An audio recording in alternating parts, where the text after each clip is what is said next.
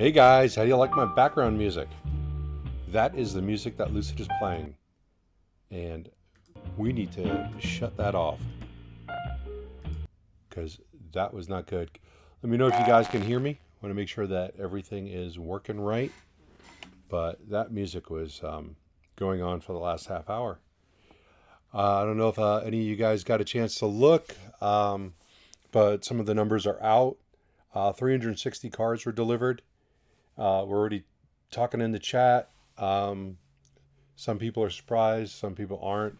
Some people are just really upset, like Mark, who think Lucid is going to be bankrupt shortly. I'm not surprised about these numbers. If there was anybody who was, then they just haven't been watching my videos, because I thought it was pretty clear that Lucid was not getting the cars out. And they have 10,000 cars to go. They've gotten 360. Let's see. I got a microphone. Does that mean that we're not working or we are working? Do we have an all clear on the audio? Echo. There's an echo?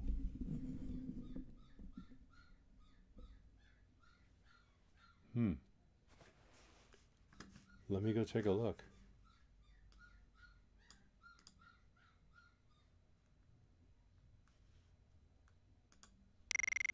Ooh, now I'm hearing something. I got a... Okay, I wasn't hearing that until I went to the screen. Let me know if that's better.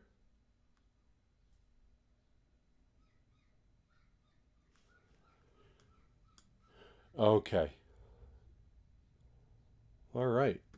Glad I got rid of that. Sorry, guys. My sound guy quit. He, just up and left. So, is there still the noise in the background? Are you guys still hearing that? Need to know.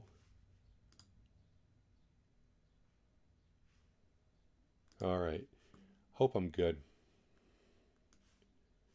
I've got, okay, some people are saying that it's over and over. Okay.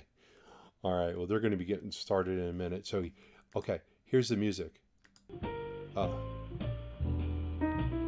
Slow jazz. Been playing for a while now. Anyway, you guys, some of you guys are surprised about the numbers, and I'm not surprised. If you've been watching the videos, you've seen that the cars are not rolling out. We know that the Dream Editions, they still said that they're just about finishing them up. They didn't say how many were delivered or how many are left to be delivered.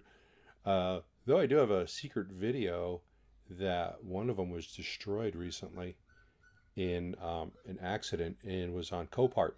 So a gold Dream Edition is listed on Copart. Front end destroyed, quarter panel damage in the back. So anyway, so there's 519 Dream Editions left, and how many left do they have to deliver? We don't know, though we don't see them in the parking lot. Gordon, he had me run in twice. Good, I could use the extra views. Speaking of which, while you guys are all here waiting, because we only have 2 minutes left, please go ahead and hit that like button. Got about 107 people watching. We got 32 likes. So I know we can improve on that, please. So they should be starting in about 2 minutes. Like I said, I wasn't surprised. I know Barry Schwartz was in here. He said that he was shocked. We forgot that this is through March 31st. I would expect Q2 to put the cars delivered at 1 to 2K. Yeah. I still haven't seen those tons of deliveries going out. And, we're not there all the time. So who knows? Maybe we're just missing it all. It's very possible. But that parking lot needs to be filled up every day. And it needs to look like the cars have been moving. So, Ben says another was destroyed in a fire. So there's only He said 218, but I know he means 518. All right, Dream Editions are down to 518. Was that on that car carrier that caught fire last week or the week before, Ben? Let's see, we should be getting going there. I'm going to undo the volume here. Nope. Just going to lower it and keep it in the background so we hear when they come on. So I think it was something like 57 million. Let's see, for income. That's not it. 57.7 million.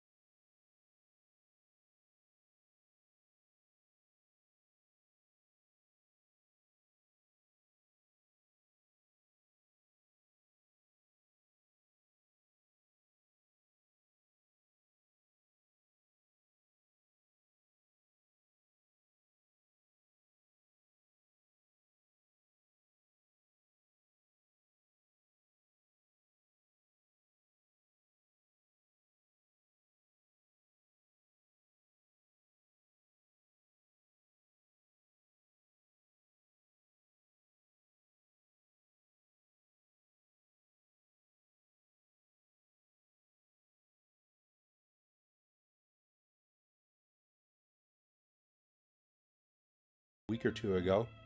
Please stand by. Your program is about to begin. I made $10,000. Sweet, because I didn't make it on the stock. We have a pause. Let's see what's going to happen. During the call, I'm going to stay on mute. I'll be in the chat, just so you guys know. Ladies and gentlemen, thank you for standing by, and welcome to the Lucid Group First Quarter 2022 Earnings Conference Call. Please be advised that today's conference is being recorded. Later, we will conduct a question and answer session. If you have a question, please press the star and 1 on your touch-tone phone. I would now like to turn the conference over to your speaker for today, Maynard Senior Director of Investor Relations. Please go ahead, sir.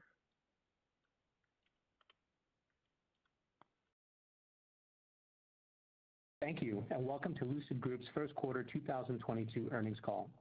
Joining me today are Peter Rawlinson, our CEO and CTO, and Sherry House, our CFO. Before handing the call over to Peter, let me remind you that some of the statements on this call, particularly those regarding the future financial performance of the company, production and delivery volumes, macroeconomic and industry trends, company initiatives, supply chain dynamics, expansion of our studios and manufacturing facilities, and other future events are based on the information that we have as of today and constitute forward-looking statements within the meaning of the Private Securities Litigation Reform Act of 1995. Forward-looking statements are subject to numerous risks, uncertainties, and other factors that could cause actual results to differ from expectations, and we refer you to the cautionary language included in risk factors in our quarterly report on Form 10-Q for the quarter ended March 31st, 2022, as well as other documents filed or to be filed with the SEC for a fuller discussion of such risks, uncertainties, and other factors. Forward-looking statements made during today's call speak only as of the time they are made, and we are under no obligation and expressly disclaim any obligation to update, alter, or otherwise revise any forward-looking statements, either as a result of new information, future events, or otherwise except as required by law. You are cautioned not to place undue reliance on these forward-looking statements. In addition, management will make reference to non-GAAP financial measures during this call. A discussion of why we use non-GAAP financial measures and information regarding reconciliation of our GAAP versus non-GAAP results is available in our earnings press release issued earlier this afternoon, as well as in the investor deck available on the investor relations section of our website at ir.lucidmotors.com. With that, I'd like to turn the call over to Lucid CEO and CTO, Peter Rawlinson. Peter, please go ahead. Thank you, Maynard. In Q1, we delivered 360 vehicles to customers, nearly tripling the 125 cars delivered in Q4 of 2021. Furthermore, in April alone, we delivered well over 300 vehicles, demonstrating our accelerated production ramp. And this growth progression keeps us nicely on track for our 12,000 to 14,000 production target, as Sherry will tell us more about shortly. We're pleased with the demand we're seeing, and now we have more than 30,000 reservations as of today. Note that this 30,000 figure does not include the recent up to 100,000 car deal with the government of Saudi Arabia, which is entirely incremental. I'd like to thank the entire Lucid team for their dedication and hard work. We're off to a great start, and we're only just beginning. We have a lot of hard work ahead of us, but we're up for the challenge, and we're on track for some great milestones this year. In just 2 short quarters since we started deliveries, we've garnered many industry accolades, beating out some very well-established luxury car brands. The Lucid Air is now used in the same breath as some of the best-known luxury car luminaries in the market. And that's truly amazing if you think about it. In the first quarter, Lucid Air was named the best luxury electric car by US News and World Reports. It was named Luxury Electric Vehicle of the Year by Cars.com and Best Car to Buy 2022 by Green Car Reports. Edmunds very recently reported an unprecedented 505 miles in their real-world EV range test of the Lucid Air Dream R, a new record. But most importantly, it's our customers who are truly delighted with Lucid Air. I believe as we get more of our vehicles into our customers' hands, and as we expand our test drive program, our momentum will just continue to build. We're nearing completion of deliveries of Lucid Air Dream Edition and commenced deliveries of Air Grand Touring in the first quarter, also having announced the new Air Grand Touring Performance model in April. The dual-motor Grand Touring Performance delivers 1,050 horsepower, making it the most powerful electric vehicle currently available in North America, combined with an exceptional EPA-estimated 446 miles range. The Air Grand Touring, with up to 516 miles of EPA-estimated range, has an unprecedented efficiency of 4.6 miles per kilowatt hour. And I'd like to spend a minute or two on this because I don't believe the importance of EV efficiency is well understood today. In order to drive widespread EV adoption, we must address the cost of making EVs. And here, the really fundamental question is not how much does a battery cost per se in terms of dollars per kilowatt hour, but moreover, how much does it cost to endow an EV with a given amount of range? For example, how much does it cost to create an EV with, say, 200 miles range or 300 miles range or a 400-mile EV? In this context, it's crucial to compare which is the better route to achieve this goal, a reduction in battery costs or an increase in efficiency. Well, with, say, a 10% increase in efficiency, it is possible to achieve the same range with a 10% smaller and therefore 10% less expensive battery. For example, we believe we can endow Lucid Air Pure with over 400 miles range with a battery pack size of less than 90 kilowatt hours. A significant battery downsize and therefore cost saving and commercial advantage over the competition. But efficiency also drives other very important benefits. Unlike a gasoline car, where the benefit of efficiency is only felt at the cost of a fill-up at the gas station, an efficient EV is a fundamentally superior product in many ways, influencing weight, agility, range, and interior space and comfort. Reducing battery cost, although not to be dismissed, fundamentally only really benefits the cost of manufacture.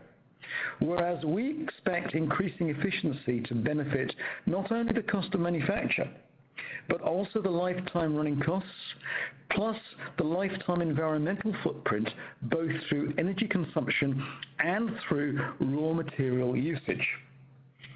Now, this final advantage is not to be dismissed lightly, because in a world with a potentially limited raw material supply chain, efficiency becomes the enabler for the manufacture of more electric cars. So, our first step has been to deliver a vehicle with a longer range than anyone else in the market. And our next step, later this year, will be to deliver a vehicle with a range of over 400 miles, but to achieve this with a smaller battery pack than the competition. And this is Lucid's commercial advantage. Now, we're only able to do this because we design, develop, and manufacture our own technology in-house. It's the combination of our proprietary ultra-compact powertrain, state-of-the-art high-voltage inverter, our bidirectional 900-volt Wonderbox, exceptional aerodynamic design, and our scalable and modular battery pack, which is based on our extensive Formula E race experience. I'm aware of only one other who has the technology vertical integration we do. You simply cannot achieve this by buying off-the-shelf components. And I'm proud to say that our efficiency is industry-leading among commercially available passenger vehicles. While others will try to catch up to where we are today, we're not standing still. We're improving on our technological advancements and will drive more innovations and efficiency to remain ahead of the competition. We also continue to make great strides in our software and developed 11 over-the-air software updates in Q1. We hear our customers and we're delivering on their constructive feedback, many through over-the-air updates. We've designed our vehicles from a clean sheet to be one of the most advanced in the market, and with world-class vehicle technology that will enable us to deliver more features and enhancements without customers having to bring their vehicles in for service. We have the capability to control even the smallest of details in the car via software.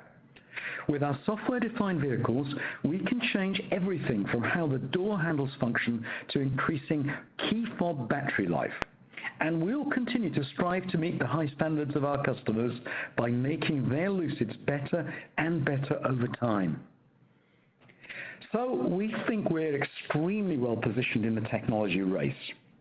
But we need to get Lucid Airs into the hands of more customers, and ramping production of quality vehicles is my top priority. We have over 30,000 customer reservation holders as of today, demonstrating growing interest in Lucid and rising demand even as new competitors arrive. So we're intently focused on production as well as our expansion. And as you can see from the photo in the shareholder presentation, the AMP factory expansion in Arizona is seeing tremendous progress. And once complete, we'll have an additional 2.85 million square feet of production footprint and increase our annual production capacity in Arizona to 90,000 vehicles per year. We're also very excited to be breaking ground on our new factory in Saudi Arabia soon, and very shortly we'll have the grand opening of our Munich studio, signaling the arrival of Lucid to the EU market. And more on this next week when we will debut our EU plans. So our global expansion plans are on track. Now, having said that, I do want to highlight that supply chain dynamics are very fluid, and the COVID lockdowns in China that's impacting others in the industry are also resulting in some bottlenecks for us. But our team is doing an incredible job mitigating this to keep us on track. We also announced today that we're increasing prices on our vehicles that will go into effect at the beginning of June. The world has changed dramatically from the time we first announced Lucid Air back in September 2020. Now, I want to assure our existing reservation holders that we will be honoring current pricing for all existing customers as well as new reservations made before the end of the month. In order to ensure fairness and prioritization, we will be reaching out to reservation holders to facilitate order configurations in order to lock in pricing as their specified model becomes available. Now, lastly, I want to highlight a landmark agreement we made with the government of Saudi Arabia on April 20th. The government has undertaken to purchase up to 100,000 Lucid vehicles. This is one of the single largest electric vehicle purchases that I'm aware of, and we're delighted to be supporting Saudi Arabia in achieving its sustainability goals and net zero ambitions by bringing our advanced luxury EVs to Saudi Arabia. Sherry will go into more details on this momentarily.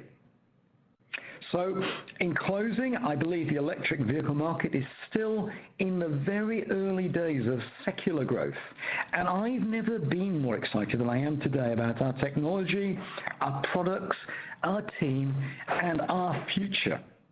I firmly believe this is a technology race that is set to play out over the coming years, and I'm highly confident that we are well placed to be a leader with our state-of-the-art in-house developed technology. With that, let me turn it over to Sherry for an update on our financials. Sherry. Thank you, Peter. Despite ongoing supply chain disruptions, we continue to see terrific progress in the business. This is largely due to the perseverance and astute problem-solving capabilities of the Lucid team across manufacturing, logistics, supply chain, and engineering. We're also grateful to our global supply base who've worked tirelessly with us to find real-time solutions to a very complicated and fluid supply chain situation. We're very pleased with the reservation momentum we're experiencing. We're seeing excellent increasing traffic to our Lucid studios, as well as visits to our website and our award-winning vehicle configurator, all indicating accelerating interest in the Lucid brand. I'd now like to turn our attention to our first quarter financial results. Our Q1 revenue was $57.7 million, which represents a quarter-over-quarter increase of 113%. We remain committed to scaling our business and expect to see significant growth in revenue as our delivery volumes ramp across GT, Touring, and Pure models. Cost of revenue in the first quarter was approximately $246 million. This expected increase was primarily related to personnel and overhead costs as we ramp up production, as well as higher logistic costs and expedited freight due to ongoing supply chain disruption. As a result of these increased costs, we recorded an impairment charge of $96.4 million in the first quarter to reduce inventories to their net realizable value. As noted last quarter, we expect increased freight and overhead will result in impairment charges, which will negatively impact cost of revenue in 2022, though we expect this impact to lessen over time. R&D expense was $186.1 million, in line with our expectations. Peter talked about how our efficiency is driven by the in-house design, development, and manufacturing of our own proprietary technology, and we continue to focus on pushing the technology envelope. Specifically, we're investing in state-of-the-art battery and powertrain equipment and facilities, software advancements, and world-class talent.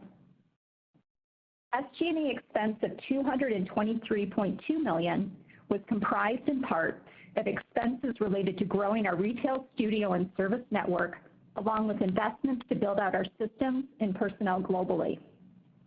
We opened 4 additional studios and service centers and continue to prepare for growth in North America, Europe, and the Middle East this year.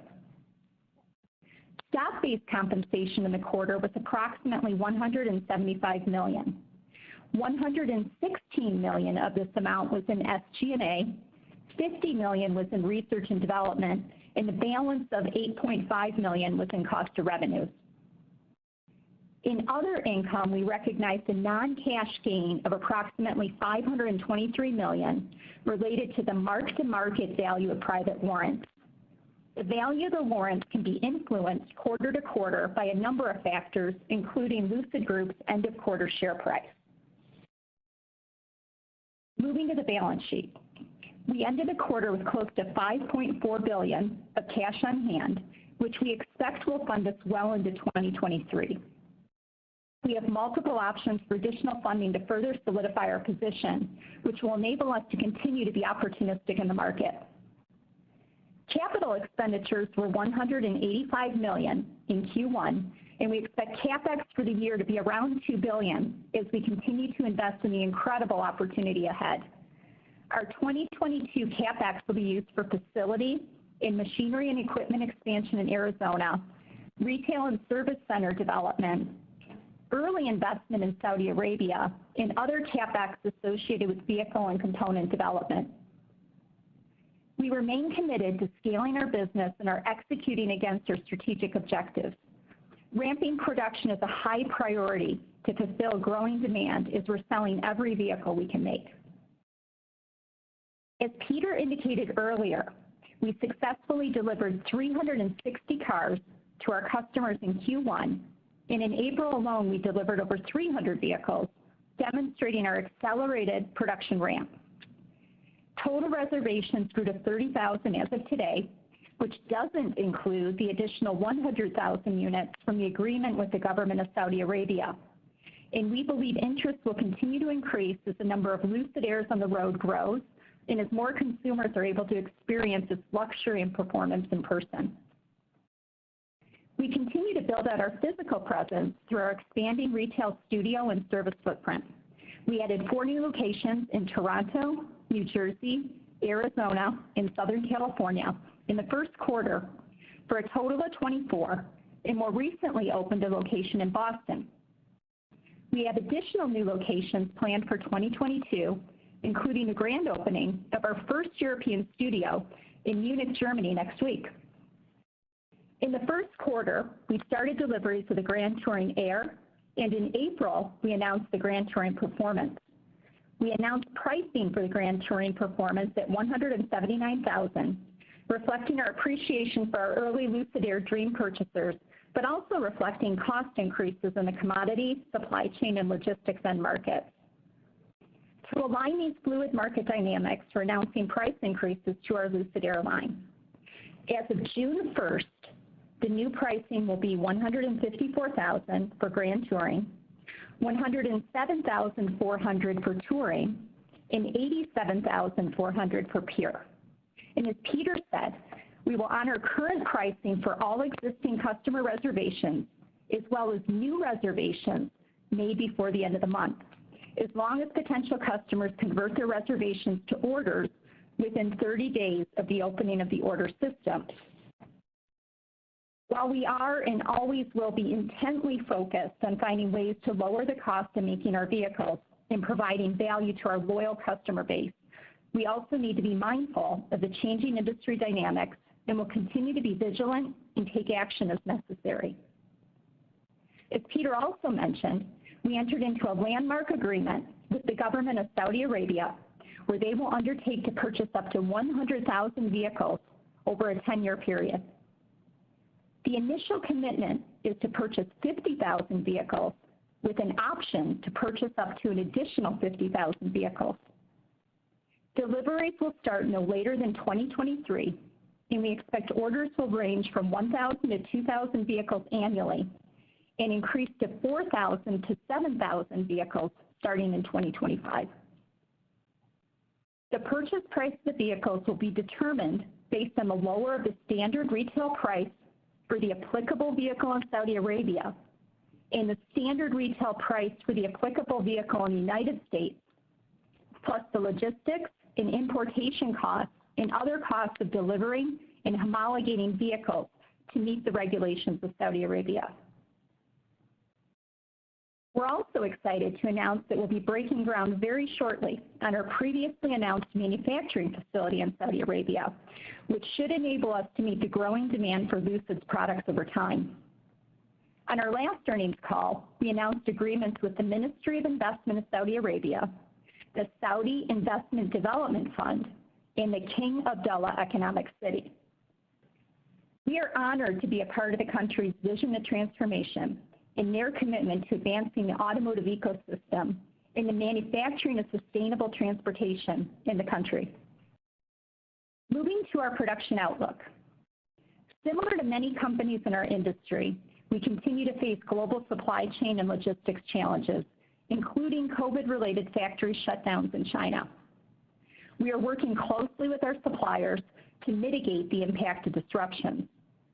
While any extended disruptions could result in an impact to our production forecast, today we are reiterating our 12,000 to 14,000 vehicle production guidance for 2022 based on the information we have at this point, combined with our mitigation plans.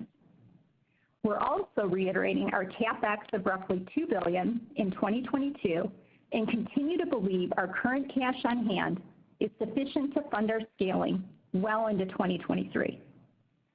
From a product perspective, we're excited to start delivering the Air Grand Touring Performance in June and the Air Touring and Air Pure later this year, with Project Gravity SUV remaining on target to begin production in the first half of 2024, and much more to come. In closing, I want to thank our dedicated and talented employees and our partners and suppliers who are working to bring our award-winning products to the global marketplace. We're confident that our in-house technology, coupled with our investments in our manufacturing, sales, and service footprint, will enable us to meet our growing customer demand and provide substantial benefits for all of our stakeholders. Following Peter's closing remarks, we'll begin the Q&A portion of today's call. Today's Q&A will feature questions from some of our retail investors, an important constituency of our shareholder base, through the Say Technologies platform. With that, I'd like to turn it over to Peter for closing remarks. Thank you, Sherry. We are intently focused on ramping production this year to get more of our award-winning vehicles into customers' hands. And this is a top priority, and we are pushing hard. Our geographic expansion plans are progressing as planned, and I believe our product roadmap is second to none, with the Grand Touring Performance, Grand Touring, Pure, and Project Gravity on schedule for their respective timelines. And we'll have more to share with you in the future. And with that, let me turn it back to Maynard to get to your questions. Maynard. Thank you, Peter. We'll now start the Q&A portion of the call. We'll start by taking questions from our retail investors sent into the Say platform before we take questions from the phone, and close out with a couple more investor questions. Our first question is, how do you intend to compete with both Tesla and Rivian given current supply chain and market constraints? Well, we're highly confident that we can compete against the very best based upon our EV technology leadership. We compete on our technology differentiation, on our unprecedented efficiency, and in our in-house vertical integration. And I talked about our unprecedented efficiency in my prepared remarks, and how this is only possible because we design, develop, and manufacture our own technology in-house. We're truly vertically integrated, and you cannot achieve this just by buying, off-the-shelf components. We also differentiate ourselves by having a luxury brand mindset. We're focused on quality and having a customer-centric approach to our direct-to-consumer experience. We want our brand to reflect not only the best EV in the market, but also the experience of that to our customers. But the EV market is not a zero-sum game today. I mean, we compete in a global car market. And let's not forget, our primary competition is gasoline cars, not other EVs. You know, I've said before, I don't believe there's such a thing as just a market for EVs. There's a market for cars. And you know, the EV market penetration is very low today. We believe the EV share will come at the expense of gasoline cars. So I'm incredibly optimistic. I see a tremendous amount of runway ahead of us. Sherry? Yeah, I'd also add that in my prepared remarks, I spoke about the supply chain challenges that are impacting the entire automotive industry. Now, we've been able to mitigate some of these issues because of our vertical integration and our in-house design capabilities. When you design your own tech, it just allows you an increased level of flexibility and control. You know, for example, because we design many of our own printed circuit boards, we've been able to redesign, qualify, and even source a different chip directly from our existing semiconductor supply base that we have direct relationships with. You know, in other situations, as I mentioned last quarter, we've been buying ahead in the spot markets, and we continue to work really closely with our supply base to mitigate impact and look at risks ahead of time. But in some cases, we have had to switch suppliers, and we have even insourced where it made engineering and financial sense. Our next question is, the investor presentation in July 2021 mentions a prototype energy storage system progressing well. How is the Lucid energy storage system progressing now, and when do you expect production for the Lucid ESS to begin? Yeah, well, we're primarily focused on vehicles today, but we do fully recognize that our tech is extensible to other growth markets that we can help drive, you know, our sustainability mission. We analyze different markets to understand where our tech could give us a unique advantage to compete with, and one of the most promising ones we called out was energy storage, or ESS. Now, our first prototype has validated the capability of our technology. It's running, and it's here at our headquarters here in Silicon Valley. It's attached to our solar field array, and it's working well. And we've installed a significant solar array at our AMP1 factory in Arizona, and that is in readiness to connect and integrate our second prototype there at the factory, and this is currently in the development phase. Yeah, and to put this in context, it's a small amount of our people and financial resources today, but we see a lot of future potential here. We've been examining, and we are examining multiple end markets, including residential, commercial, industrial, and utility, to see where it might be best for us to play today. But right now we're focused, firstly, and laser focused on the vehicle market. But we'll be sure to keep you apprised as we have any more to say on this topic and as developments come forth.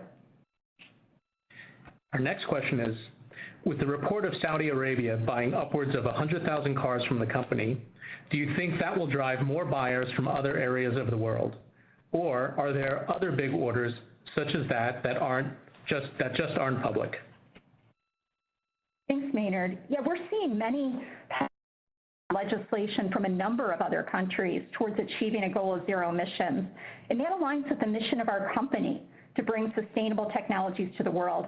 And we're thrilled that Saudi Arabia has shown such vision and commitment to our company. The government undertook to purchase up to 100,000 Lucid vehicles, and we believe they're buying the very best EV tech there is. You know, the purchase price of the vehicles will be based on our standard retail prices, as we shared in our earlier announcement. Just to put this in context, this is one of the single largest electric vehicle purchases that we're aware of, and we're delighted to support Saudi Arabia in achieving its sustainability goals and net zero ambitions. I also want to highlight that in connection with the King Abdullah Economic City, the SIDF and the MISA agreements that we signed in February, we expect to receive up to $3.4 billion in financing and incentives with respect to CapEx and operations for our manufacturing factory in KSA. Now, this includes financing provided by the SIDF loan, and that's disclosed in our 10-Q. In addition, we recently secured a revolver facility from Gulf International Bank, which is also disclosed in our subsequent events section if you want more detail. We also expect that the unprecedented efficiency that we have aligns very strongly with what fleet operators care about, and there's many benefits also to our bidirectional technology. So we don't have anything to announce today, but we think our efficiency and our bidirectional technology are going to be a really important part of the value proposition to this set of potential customers. Our next question is, what is Lucid's plan for a charging network? Tesla obviously has the advantage over the EV market right now with their network of chargers. Will Lucid be mirroring a similar solution, or will there be an adapter to utilize other charging networks? Yeah. Well, I mean, first of all, the remarkable efficiency and range of Lucid Air mean you can replace range anxiety with range confidence. You can go further in the first place. And we also have an advantage because we have the fastest charging car in the world. We've demonstrated up to 300 miles range in about 22 minutes. It's a profound commercial and technology advantage. You simply charge less when you have greater efficiency and the longest usable range. And there's also, I believe, that we have a significant second mover advantage. We've got a 900 volt vehicle, others are at 400 volts, and we have a much faster charging vehicle. And when you need to charge, you can charge your Lucid Air virtually anywhere in North America using an open source combined charging system, the CCS plug, the current standard. That's super important that we're open source. And then we combine Air's Wonderbox boost charger can automatically recognize your Air, adjust the incoming voltage, and boost voltage for the quickest possible charge. So it's got boost voltage capability. And this makes charging easy at home or at any public station. And you can also charge it up by plugging the included Lucid mobile charging cable into a typical household outlet or a NEMA 1450 for a faster rated charge.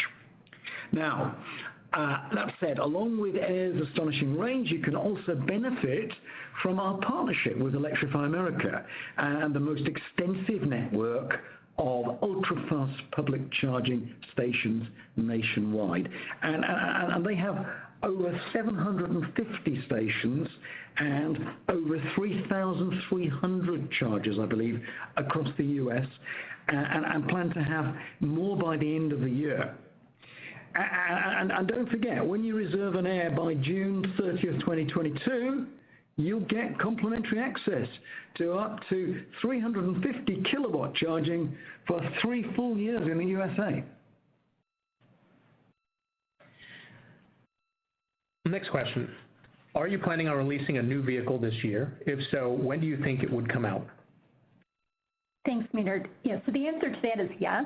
In our Outlook section of the shareholder presentation, also in my prepared remarks, we said we would have the Air Grand Touring Performance in June, and then that's going to be sequentially followed by the Air Touring and the Air Pure later this year. And of course, we still have the production of the Project Gravity SUV starting in the first half of 2024. Thank you. We'll now take some questions from the phone lines. David, can we take the first question, please? Yes, thank you.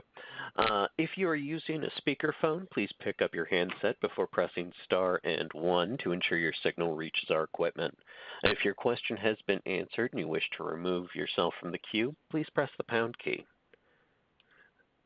And we'll take our first question from the site of Itay Michaeli with Citi. Please go ahead. Your line is open. Great. Thanks. Hi, everybody. Just first, I was hoping you could share the production numbers in Q1. I apologize if I missed it earlier, and also where you were in April. And I know you talked about deliveries for the quarter and production for the full year, but hoping to get a sense of where you are on the production ramp. Yeah, sure. Hey, great to have you with us, by the way. We had 360 deliveries in Q1, and then as for production vehicles in Q1, we had nearly 700. Perfect. Any kind of early update on Q2, maybe an April number?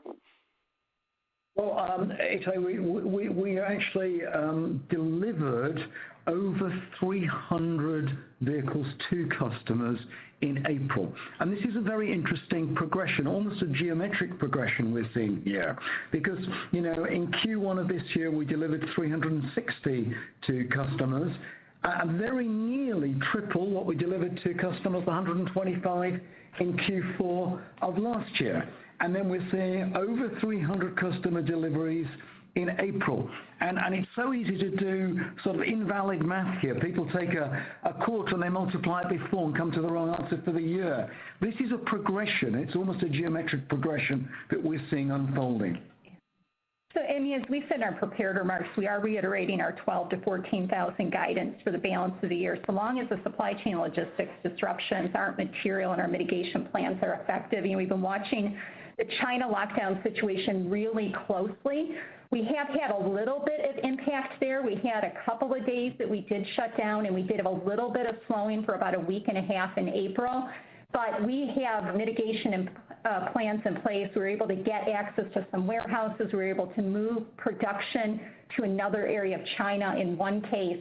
And so long as things continue to progress and really resolve through the course of May, we're feeling comfortable with what we've stated.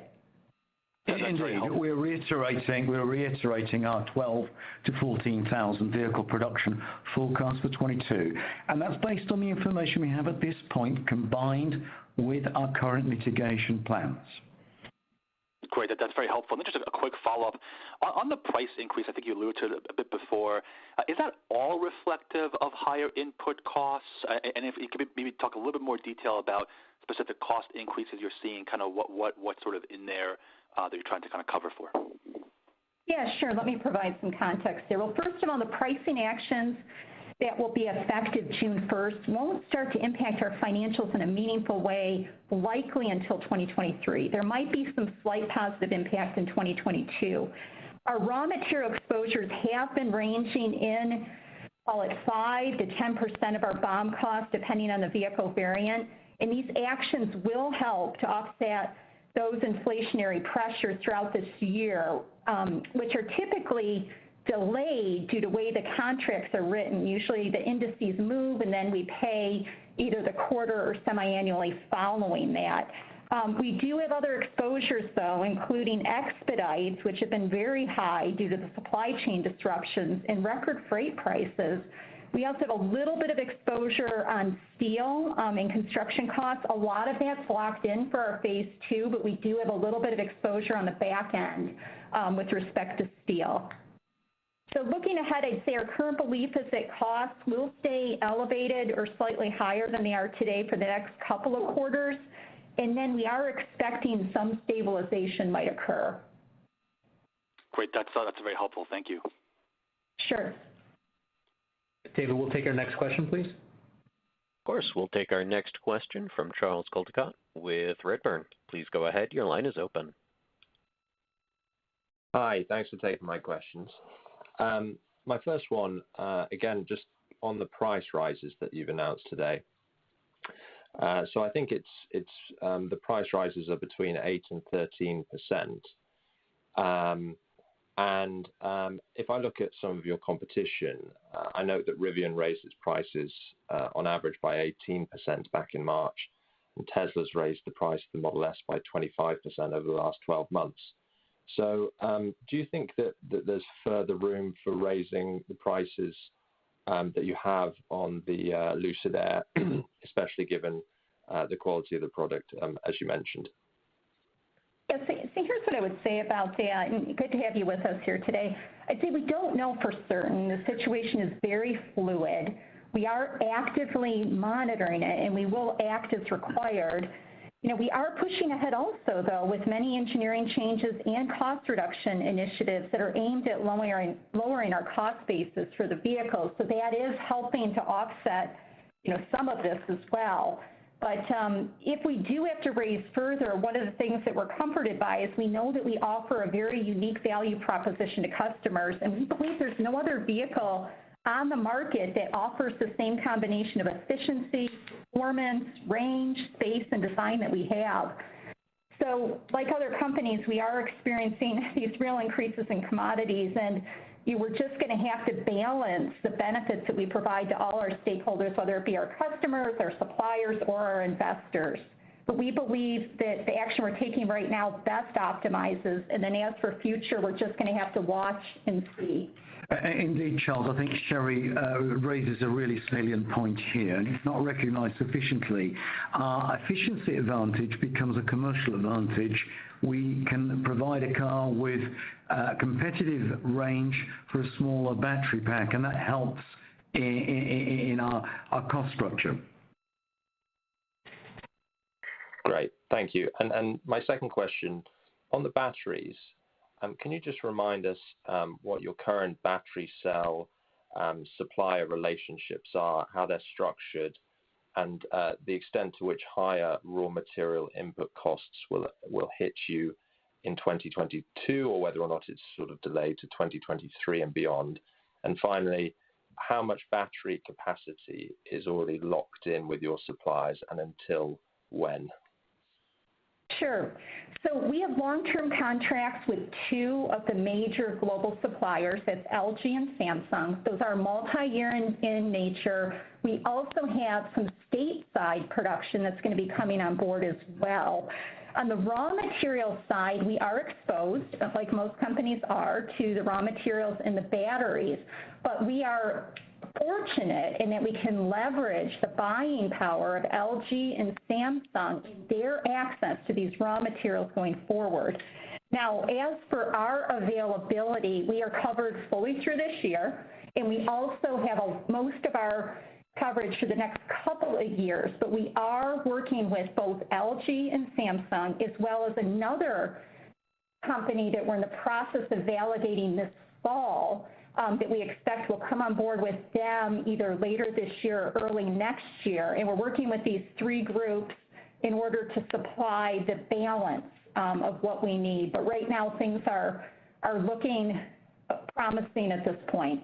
Indeed. Great, thank you. David, we'll take our next question, please. As a reminder, if you'd like to ask a question, please press the star and 1 keys on your telephone keypad. We'll take our next question from John Murphy with Bank of America. Please go ahead. Your line is open. Good afternoon, everybody. Just a first question on the GT Air performance. I think if I heard it right, the price was $179,000, and this is a new, as far as I can tell, a new trim level that's being announced. So not just in addition to pricing, you're working on mix, right? It seems like it could be very powerful as we think about revenue generation over time. So one, is that number correct? And two, how much opportunity is there, even in the early days or maybe over time, to put out performance versions of your product that might garner very strong mix and be analogous to price? Okay, there was a lot of static in the line, John, but I think we got some of that. I think you were asking about the GTP, the GT performance pricing. You're right, that is $179,000. That does sit above the new pricing that we've just launched for the GT, which will be $154,000 effective June 1st. The base was $139,000. And we'll stay on the GT, and we'll stay that through May 31st. Now, I think you were asking a little bit about like our revenue generation capability and maybe the ability of this product. You know, Peter, if you would talk maybe a bit about how you see, customers' desire for this product. Indeed, Sherry. I mean, what happened was that we were oversubscribed, very significantly oversubscribed for Dream Edition. And customers were asking, well, hey, we want, where's the 1,000 horsepower car? People have gone power crazy here. Where is the 1,000 horsepower car? We want a 1,000 horsepower car.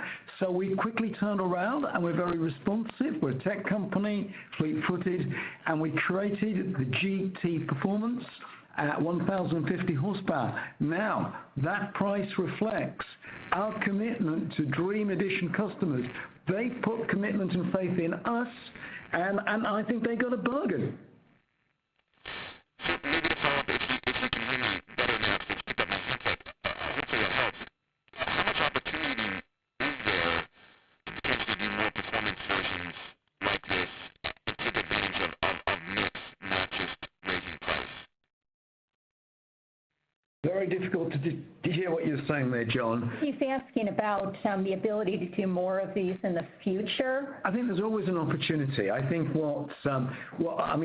is showing the power of the brand, and it's showing that the product defines the brand. We are being considered as a brand that can command this sort of position in the market against the traditional grande marks already because of the prowess of our product. And the other thing I think you may have touched on was just mix generally. So let me give you a little bit of context there. Similar to last quarter, we continue to see the demand for the GT product exceeding that of the Touring, and we're building the GT product now. We'll then be building the Touring, then the Pure as we're exiting the year. So you're going to continue to see very strong mix throughout this year, slightly decreasing as you sequentially bring on these other products that are priced slightly lower. And that's really healthy position for us, because as we're ramping up, carefully maintaining the quality, it's great for us that we can sell higher end products through that ramp up and don't have to transition to more affordable products quite yet. That's absolutely right, Peter, because the absorption costs will start to improve over time as the volume increases as we get through the next couple of quarters and into next year. So you're going to start to see some relief on what you're seeing happening right now in the negative gross margins as that greater level of production comes on board. Yeah, and we're seeing it reflected in the 30,000 orders that we've now got, the reservation, 30,000 reservations, a very healthy mix between GT, Touring, and Pure. And maybe if I could talk really loud to cut through the static, hopefully you can hear me better now. I'll talk really loud. There's a revolver, Sherry, that you mentioned of $267 million I found in the 10Q, but then you also mentioned $3.4 billion, I think, of additional funding for the Saudi plants. Is that number correct? And where is that coming from, and how is that structured? And is that incremental to the $5.4 billion in cash that's on the balance sheet right now? Sure. So the revolver is from Gulf International Bank. That is in addition to the $3.4 billion of financing and incentives that we had mentioned. Now, in the 10Q and the notes, you can go to note 6, you can go to note 19 and 20. You're going to see some detail in there about the SIDF loan, how it's structured. You'll also see mention to the GIB in there, the Gulf International Bank revolver, the $267 million that you just referenced. You'll also see in there information about our lease that we're getting through the King Abdullah Economic City, and you'll be able to see some of the dollars associated with that as well. So that's giving you some of the tools you need to be able to understand the financing that is available to us, and then additionally there's incentives. Now, we did decide to proactively adopt a new government assistance standard, a disclosure standard, as of January 1st of this year. So as any of these incentives or any of these loan items come on board on our balance sheet and impact, we will be showing that in the financial statements through notes and disclosures. So you'll be able to get information, fairly real time with respect to that. Now, you were breaking up a little bit. I think you were asking about the $5.4 billion of cash on hand. We continue to feel really good about our ability to be well into 2023, and the addition of some of these financing packages has continued to strengthen our liquidity situation and our access to financing. We did have some of that baked into our forward model, but this continues to de-risk that for us. Great, David. We'll take the next question. And there are no further questions on the phone at this time. I'll turn the call back to you, Maynard. Thank you. So we'll now take our last retail investor question before concluding the call. And the last question is, what is Lucid's 5-year plan? Oh, Maynard, I think this is my favorite question. I think we didn't pose this ourselves. Look, it's about product. I'm an engineer. Product is king. And a great brand is built by having the best products, and it's actually defined by those products. And I'm so excited we're going to do Air Pure, Project Gravity SUV, and further drive technology innovation. We have a roadmap and a tech roadmap to keep on advancing. Now, really what we've done so far, step one was to establish Lucid as a global luxury brand and create a vehicle with incredible range through efficiency. We've done that. Now, step two is even more interesting because that is to scale globally into the premium segment and to commercialize vehicles that use smaller battery packs with competitive range versus other vehicles in the market. And I've already noted that ramping production is my top priority. We're making really good strides here. Again, efficiency is our key USP. Now, beyond that, I'm aiming for a mid-sized platform mid-decade. I'm really enthusiastic about that.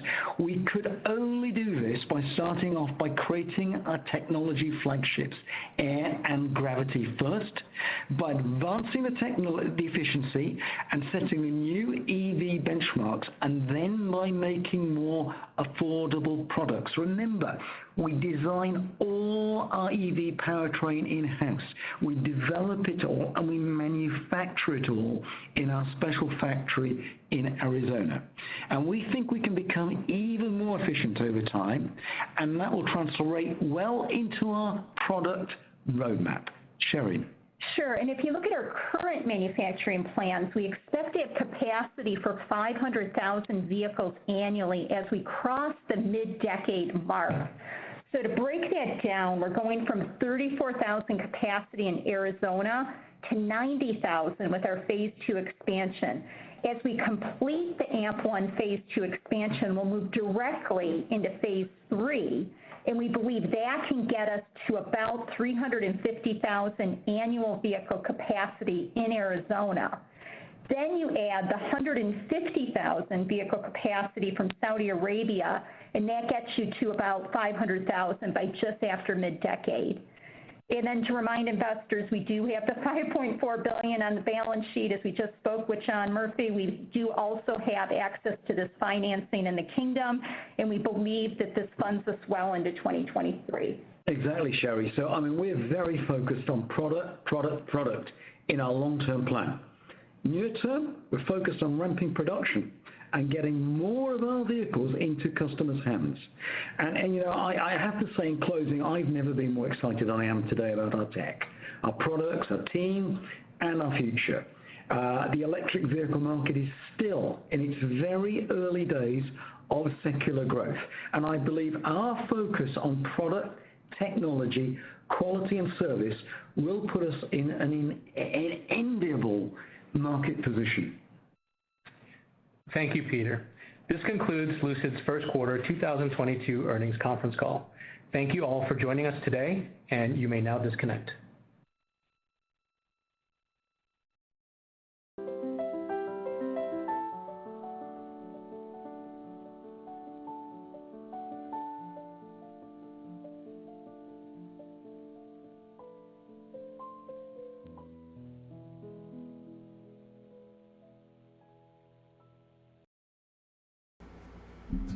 All right, guys. If you're all still there, we're going to go into the video for today's flyover. So let me get that up on the screen. Just take a moment. And let's go ahead and hit that play button. We're going to run through this, and if you guys got any questions, we will address them as they come up. All right, so today's flyover looked good. More construction progress. Monday, the rumor was that it was a Muslim holiday, and that's why the plant was closed, but we can see the construction guys are out on Monday. They're out today. You can see they're doing more work on the walls and getting things up. But as we watch this, what do you guys think about that earnings call? I wasn't surprised about the amount of vehicles delivered and produced. It's just because we've been seeing it every day. And I was planning on being disappointed, and I expected those numbers. Oh, you don't need the webcam. Oh, okay. Maybe I'm going to have to, there we go. There's the webcam. All right. That's the east side parking lot. You can see they're still storing a lot of stuff there. They've got concrete poured in different places for sidewalks and stuff. But let me know what you guys think. I want to know, was anyone else, I'm not going to say I was disappointed because I wasn't surprised. I was expecting that. So were you guys expecting that, or were you surprised by that? So I was expecting that. It's still disappointing in a sense because I haven't seen the ramp up that we've been looking for every flyover. And, how are we going to recognize that? I'm not even sure. But I'd like to see multiple car haulers every single day just hauling cars out of there. We have seen it, but that lot should be just flowing with cars. It should be overflowing. Fendi says, I've missed the party between this and Nikola earnings report, which looks have more confident future outlook. It's tough to say. It's totally different. Nikola is definitely not burning as much cash. Lucid is definitely expanding quicker, but I think Lucid is either having more issues either ramping up or supply issues. They say that they've got the battery packs secured, the batteries secured, but they haven't said what exactly is holding up their production. Is it supply issues? They mentioned it several times. Or is there a problem in production that is causing them to have ramping up issues? And if it was, I would be more confident with Lucid if it was just the ramping up, because it's hard. It's a difficult thing to do, and you learn and you get better. That being said, if it's supply issues, you can't do much about that except keep trying to find more suppliers or different suppliers. Though they kept stressing how they are so vertically integrated that they're in better shape than everyone else, which I'm not quite getting, because if they're so vertically integrated, then they shouldn't be having these issues. But what is the supply issue? Unless it's a production issue. And it's very possible it's just production. And that would give them the ability to ramp up quicker. If they did 300 produced cars in April, then they need to do about 1,200 cars a month from May, on average, from May to end of December. So that would be the average that they need to hit at this point. Again, when we go into the next quarter and we get the earnings, we'll be able to see where they need to be, see if they're catching up. And I don't expect them to catch up. I still expect them by the end of the year to probably need to be producing 2,000 or 3,000 cars a month, because they're going to have to make up for what they didn't get in May this month, unless they suddenly ramp up to 1,200 cars. 300 delivered in April, not produced. 300 delivered number is kind of meaningless. They said they produced 700 cars in quarter one. Yeah, and I heard that, and it's just, that's a little confusing to me, because if you've produced 700 cars in quarter one, your deliveries and your production should be really close to each other.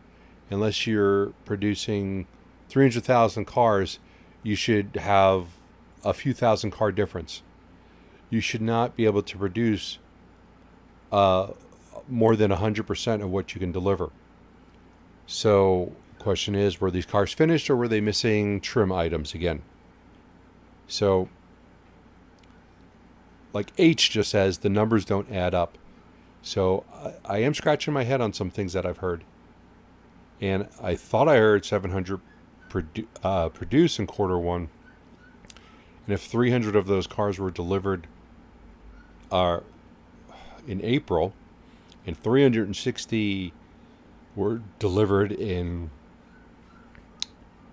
quarter one, that could explain 660 of those, and then that would be more accurate. It takes them 1 to 4 weeks to deliver the cars, from what I see. That's also that's something they can work out. But still, if they delivered if they produced 700 cars in quarter one, that still means they're doing under 250 cars a month. So that number obviously needs, right now, as of May 1st, it needs to be 1,200 cars a month. I'm not going to go per day because they're not working 7 days. So they definitely have some catching up to do, and then getting them delivered, obviously. Isn't their yearly capacity is 30,000 cars? So if they can, they have a bottleneck production in later months. Well, they have a bottleneck somewhere. April is part of quarter two. The reference there is that they produced 700 cars in quarter one. 360 cars were delivered, though there were plenty of cars held over from quarter one also. And we know that because we saw them. At least probably 150. Someone would have to go look back at the previous videos to find out exactly. And we know that there's probably 150 or more cars sitting in the waiting area.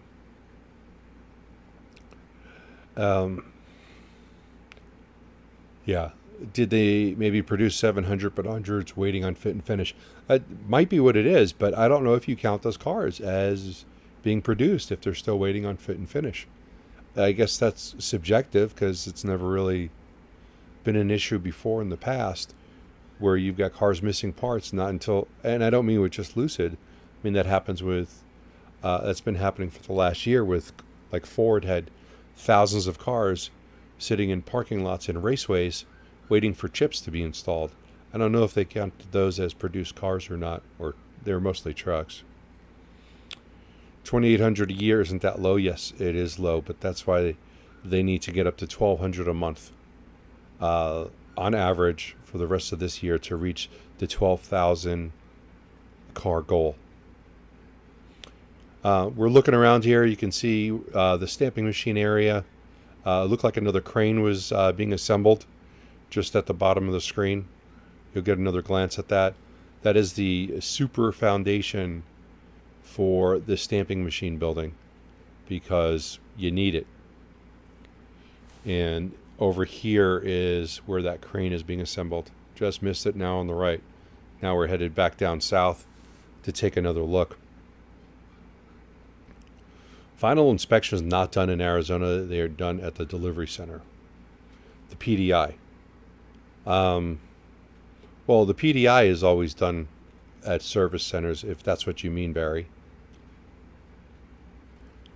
Let's see. Just taking another scroll down to the south. You can see that one building, the SKD building down here in the top left. That's been moving along really quick. There's a different contractor on that building, but the contractor who's building most of the stuff on the north end, I think it's the warehouse building, had a much larger building to put together. Here we are back on the north end. Is that like the one Tesla has, the stamping machine? It's like that, but the one in Tesla's was much bigger and much more complex. You could just tell just because of the size of what they had going on there. And they literally had dug out the entire area and built it up from scratch. So, yes, but it's the same concept.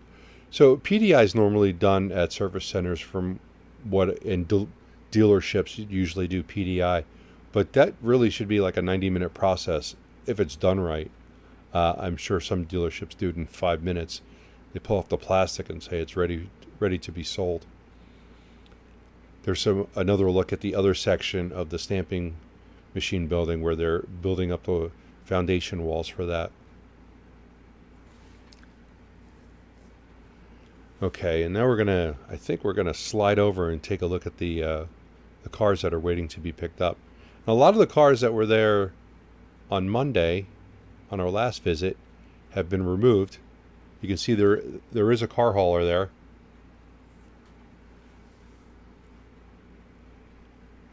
But that was pretty full on Monday, if I recall. So a lot more cars. And we zoom in on this regularly when we're going through the video. And none of these cars that we could see on Monday had any of the Dream Edition wheels. We haven't seen one in about 2 weeks.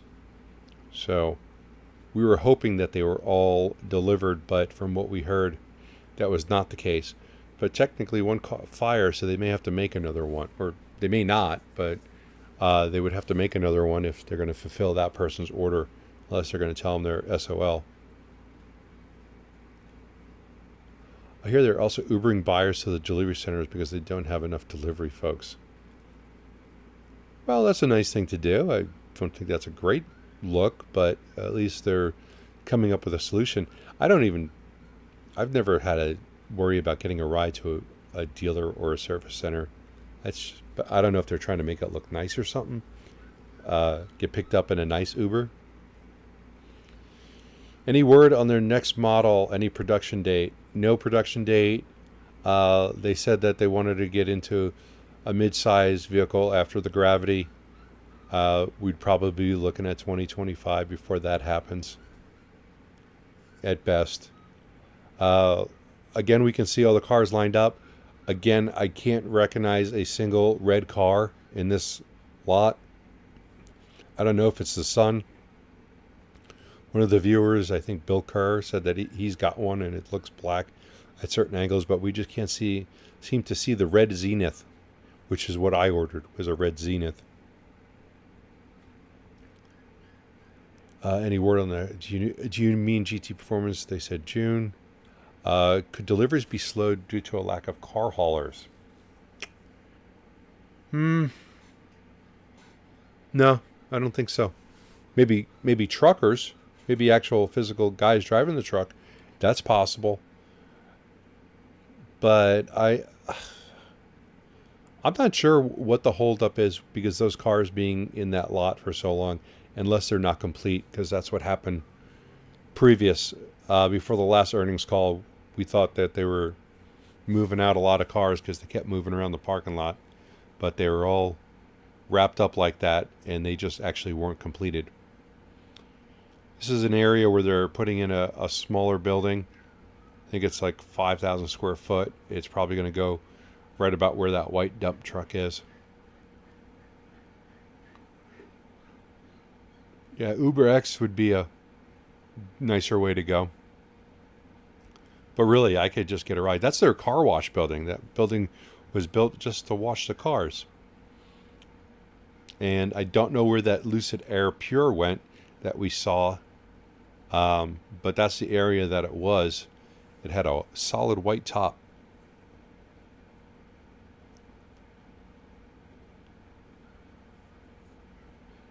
By the way, someone flew over the factory, and lots of the cars you think are black are red. I believe that because we just can't see any red ones. And by the way, I heard that picture was taken a couple months ago. That picture that was up on Twitter, I got tagged in it, but the rumor was that was an older picture. I didn't really get a good look at it, but we believe it was an older one. I ordered the Air Pure. I'm going to put it in my rental fleet, and I'll probably drive it around a little bit. I know my wife will. She has a Model S on order, which will also go into our Toro fleet. We also have a Polestar, and by the way, in case nobody knew this, or maybe you don't care, but Polestar also raised their prices. Polestar stopped taking online orders. You can only order from their inventory, and they opened up their ordering yesterday, and it is, though it doesn't state it, it's for their 2023 model. If you order it now, it's coming in December, but they raised prices about $3,500 on a 40 $46,000 car. So the price went up about $3,500. I placed my order last Friday, because I heard that they were having upgrades done to the 2023 models and they had stopped the online ordering. So I ended up ordering something a little bit more expensive because it had the dual motor, which I wasn't going for. But I ended up ordering that because I wanted the moon color, which they were discontinuing. So I paid a little bit more, but I wouldn't have had a choice because what I wanted was no longer available. And I figured once they opened it up, prices were going up, and I was right. So made $3,500 on that in theory, and on my Lucid Air Pure, I made $10,000 because the price of that went up today. And then about a month ago, the Model S went up $5,000, which I had already ordered. So I banked on these prices going up. So let's see if the other cars I have on order have gone up in price also. Let's see. John says his is gray, best color for me on Lucid. Yeah, I'm the Zenith red kind of guy. The Touring can also have a solid top. That's the rumor, but someone else looked at that and said that they were convinced that that was a Pure, and I forget why. It might have been the rims or something else. Are the white trailers lined up on the corner lot full of production materials? Just wondering if they want $12,000 per month. They will need a constant inflow of parts and materials. That's true. We don't know what's in those trailers, but those trailers have been starting to stack up. There used to be just 2 there, and now there's more. So those may hold some materials. So maybe someone from Lucid, someone who kind of sends me little notes here and there, maybe they can let us know. John said, mostly a Zenith red for my wife. Are you calling me is that a girly color? I don't think so. But anyway, well, that was our flyover today. You normally play the flyovers twice, but we're not going to today because we got some other things going on. But we really wanted to squeeze this in for you guys. So I hope you enjoyed the video. We will be doing our next live stream, which is not really a stream because there's no streaming next week. I will be out of town. So we are doing a pre-recorded fast charging with B&B. If you guys want to check that out, that'll be next Tuesday at 4 p.m. We'll also still have some flyovers next week. And we will, I'm reading the chat and just laughing. So please join us for that. If you haven't already, before you leave, please do me a favor, hit that like button. I would really appreciate that. And if you haven't already, please subscribe. We had a lot of people watching today, which was really cool. So we hope you enjoyed everything, and we will see you next time. I'll leave the chat open. You guys keep chatting for a little bit. You got any other questions, put them down in the comments, and somebody will address them. So thanks for watching.